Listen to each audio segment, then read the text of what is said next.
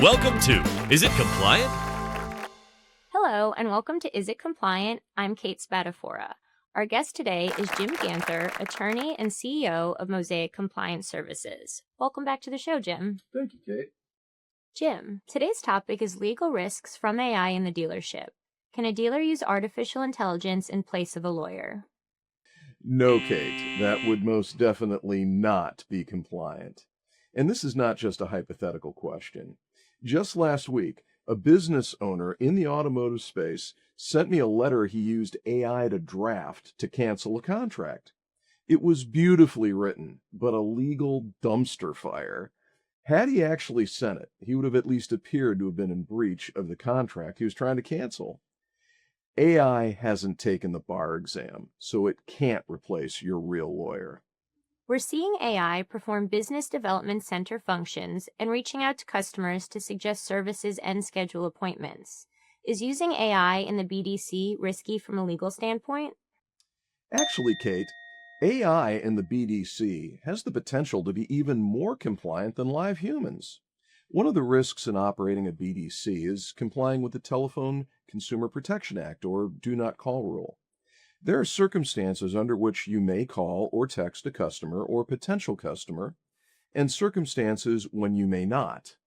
An AI agent is well positioned to know when the existing business relationship exemption expires, for example, and can avoid making an illegal call. And you should always know what the AI will say to a given prompt, so you reduce the risk of offending a customer. On the other hand, it's best to keep a live human option available. Recently, a hot new restaurant opened here in Tampa, and I was able to score a reservation online for me and my wife. We wanted to modify the reservation to 4 people. The only way to do that was by calling the restaurant, and I got their automated attendant. It was a pleasant voice and had a very quick response time, but it could not answer or understand my request. It kept asking me if I wanted to cancel the reservation and never had a press 9 for a live attendant option. I was ticked. Keep a human in the loop. Only angry customers sue. Is it compliant to use AI in making credit decisions? That's complicated. Dealers are responsible for the tools they use. And if you use AI in your credit decision process, and its programming or large language model incorporates discriminatory factors, you could be in trouble. For example, if your AI disqualifies or downscores consumers from a particular zip code, it could set you up for an adverse impact discrimination lawsuit. While it's true the federal government is backing away from enforcement actions under that theory of recovery, adverse impact discrimination laws remain on the books of most states, especially blue states, so potential liability remains a very real risk.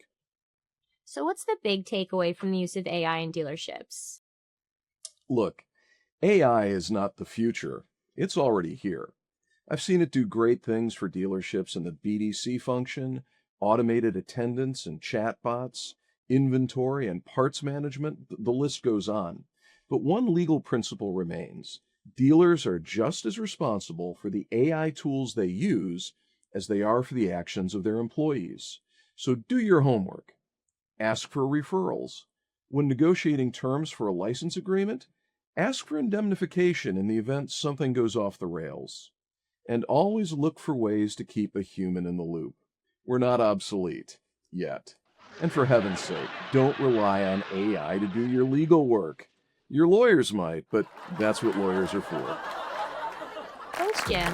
If you have a question for any of our experts, please click the button below.